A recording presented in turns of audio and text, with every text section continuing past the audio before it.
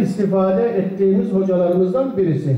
Türkiye'mizde hem yurt içinde hem de yurt dışında hocamız özellikle bizim gibi Diyanet camiasından gelen davetleri kırmayan, icabet eden hocam Sayın Saffet Köse hocam. Adıyaman Üniversitemizin gönüllüsü kardeşlerim. Her ay mutat düzenlemiş ve tertiplemiş olduğumuz dışarıdan gelen Milli Eğitim Müdür Vekilimiz Kazım Hocam da hoş gelmişler. Bu bizim aylık toplantımız ile arttığı, boşanmaların zirve yaptığı, yuvaların hızla dağıldığı selam, sınıfâni min ehlin alimler, bizim insanımızın %80'i mutluluğu hala ailesi içinde görüyor. Kadın, erkek, çocuk, delikanlı kim varsa aile içerisinde huzurlu ve öyle mutlu. Çok güzel bir şey bu. O sebeple biz ailemiz, evet problemlerimiz var ama hala ailemiz bizim en güçlü kurumumuz. Bununla ne kadar övünsek, gurur duysak az. Aile sosyolojik olarak devletlerin örgütlenme modeli olarak kabul edildiği için aileyle ilgili sorunlar toplumun bütün kesimlerini etkiliyor. Bütün kesimlerini. Ve çok etkili. Her bir aile de o devlet içerisinde küçük devletçiklerdir. Birbirleriyle ilişkilidir. O yüzden bir aile iyi veya kötü ise o toplumun tamamını ilgilendiriyor. Mesela boşanmışsa insanlar, boşanma sadece karı kocayı ilgilendirmiyor. Çocukları ilgilendiriyor, komşuları ilgilendiriyor, ülkeyi, her şeyi ilgilendiriyor.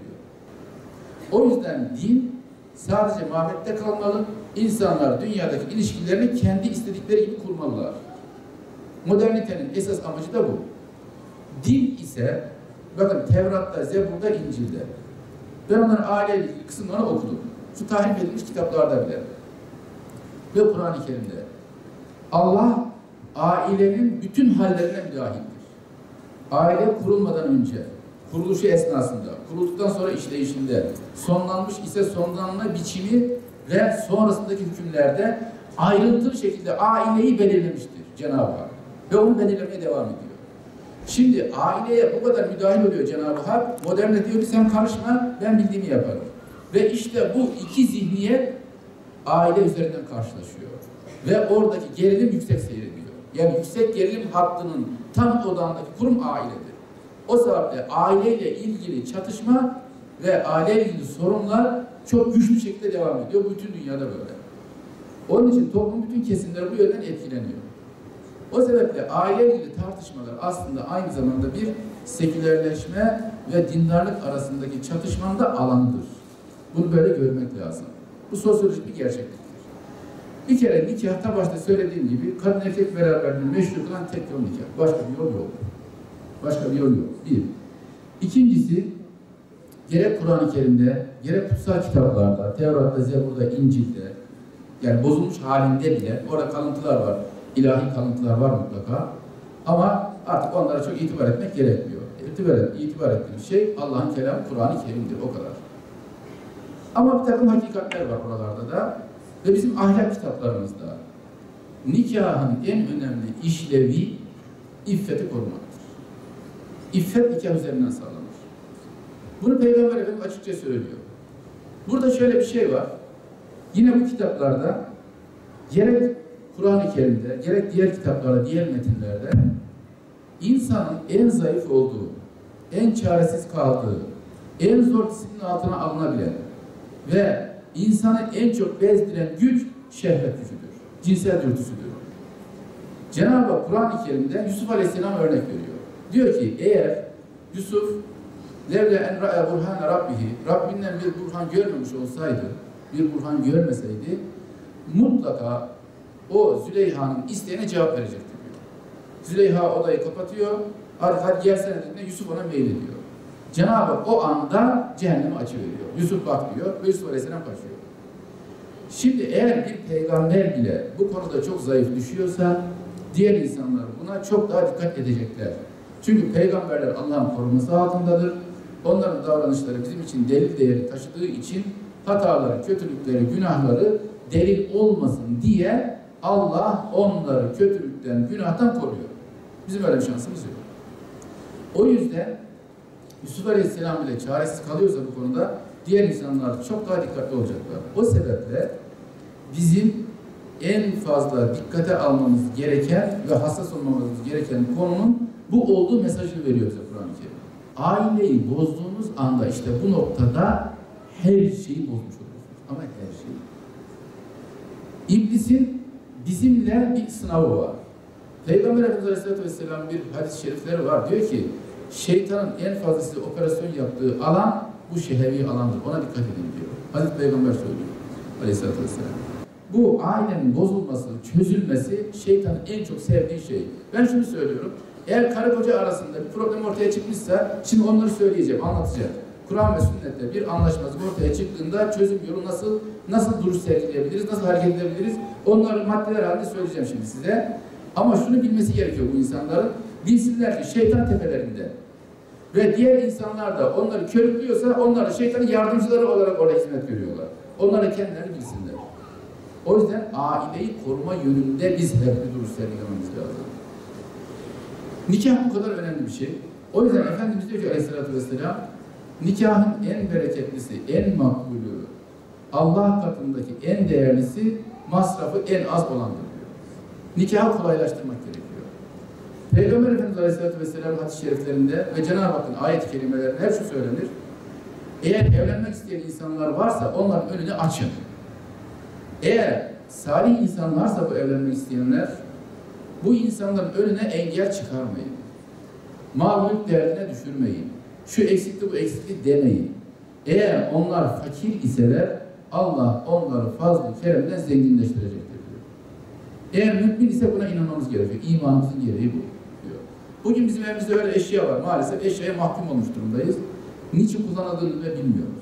Birileri aldı diye alıyoruz. Ne işe yaradığını bilmiyoruz. Belki ömrümüzde bir defa iki defa kullanacağız veya kullanmayacağız. Niye alıyoruz bunları ben anlamış değilim hala. O yüzden Borgat diye bir şey var, sosyolog var, şöyle bir tespiti var. Diyor ki bu kapitalist dünyada tüketicilerin özgürlüğü tam bir aldatmacadır diyor. Hepsi üreticilerin kölesidir diyor. Mutlu ve kalıcı bir evlilik olacaksa Kur'an-ı Kerim bunun 3 kavramla ifadesini veriyor. Yani eğer evlilik mutlu ve kalıcı olacaksa 3 kavrama dayalı olarak bu olabilir. Eğer bu 3 kavramdan birisi hakim değilse ailede ve o aile devam ediyorsa bilsin ki belki bunlar birisi diğerine zulmediyor. Diğeri de ona katlanıyor. Böyle bir şey hakkımız yok. Kısaca onu izah edeyim. Rum suresi 21. ayette biraz hocamız okudu açmış Kur'an-ı Kerim'inde ve min ayati en halaka lekum min enfusikum ezvacan liteskunu ileyha ve ceale beynekum meveddeten ve rahmet. 3 kavram. Rahmet, meveddet ve sekine. Bu ne demek? Rahmet ne demek? Meveddet ne demek? Sekinet ne demek? Yani aileyi kalıcı ve mutlu kılan bu 3 kavramdır ve bunlar birbirine bağlıdır. Şimdi bunların tefsirlerine baktım. Şimdi onları size özünü veriyorum. Rahmet, merhamet. İslam'ın ana dinamiğidir. Rahmet, merhamet. Ana dinamik budur İslam'da. İslam'ı tek kelimeyle tarif edemezsiniz ama en çok yakışan nedir derseniz merhamettir. Merhamet ne demek? Karı koca arasında merhamet ne demek? Merhamet acımak demek değildir. Karı koca arasında acımak incitici bir şeydir. O Allah ile kul arasında olabilir. Ana baba çocuklar arasında olabilir. Karı koca arasında merhametin 2 boyutu vardır. 2 unsuru vardır. 2 rüknü vardır daha doğrusu. 1. Nezaket ve zarafetle muamele etmek, kırıp dökmemek, kaba saba olmamak demek. Birincisi bu. İkincisi de ihsan. İhsan ne demek? İyi davranmak, iyilik etmek demek. İyilik ne demek? İstenileni, istenildiği zaman, istenildiği kadar hatta fazlasıyla ama en önemlisi içtenlikle yapmak demek. Gönülden yapmak demek. Gönülden yapmıyorsanız Allah onu iyilik kabul etmiyor. O yüzden iyiliği hasene diyor Cenab-ı Hak Kur'an-ı Kerim'de. Rabbena atina fid dunya hasene ve fil ahireti hasene ve qina azab. Hasene demek güzellik demek. İyiliğe güzellik katmıyorsan Allah onu iyilik kabul etmiyor. Şuradan bana bir su ver diyorum, adam tak diye çakıyor kafama. Getirme kardeşim. Çünkü senin tavrın, davranışın buna etki ediyor. Bu iyilik değil. Güler yüzle ve isteyerek getiriyorsan bu iyiliktir. O yüzden karı koca arasında merhamet denildiğinde bu nezaket, zarafet ve ihsan boyutlu bir ilişkiyi belirleyen kavramdır. Eğer böyle bir ilişki varsa karı koca arasında bundan meveddet var. Meveddet ne demek? Meveddet karşılıksız sevgidir. Karşılıksız sevgi. Kur'an-ı Kerim'de ve Hazreti Peygamber'in hadislerinde karı koca arasındaki ilişkilerde diğer şeylerde de var. Sevgi ifade eden iki kavram var. Birisi muhabbettir, birisi meveddettir. Muhabbet gönüldeki sevgidir, meveddet onun dışa yansımasıdır. Ve karşılıksız olanıdır. Eğer sevgi karşılıksız ise bundan sekinet var. Sekinet de huzur demektir. Şimdi bu rahmet, meveddet ve sekinetin örgülediği, belirlediği aile ortamında buyurgan tavır olmaz. Duyguların bencilliği olmaz. Sen ben kavgası olmaz. Aileyi kim yönetecek derdi olmaz. Kim neyi yapabilirse yaptığı kadar onu yapar. Ama ben şunu söylemiyorum. Yani böyle bir şey varsa, böyle bir ortam varsa aile içerisinde burada sorun olmaz, problem çıkmaz burada demiyorum ben. Problem mutlaka çıkar. Şeytanın çok sevdiği bir alan burası. Nefis taşıyor hepimiz. Problem olacak. Problemsiz aile yok. Peygamber Efendimiz ailesi buna dahil. Budur. Hazreti Ali ile Hazreti Fatıma arasında problem yok mu? Var. O peygamberle aralarına oturuyor, problemi çözüyor. Bu kadar. Onun için ve böyle bir ortamda rahmet, meveddet ve sekinetin olduğu bir ortamda çocuklar kendiyle barışık yetişir. Sevgiyle büyür, huzurlu olur.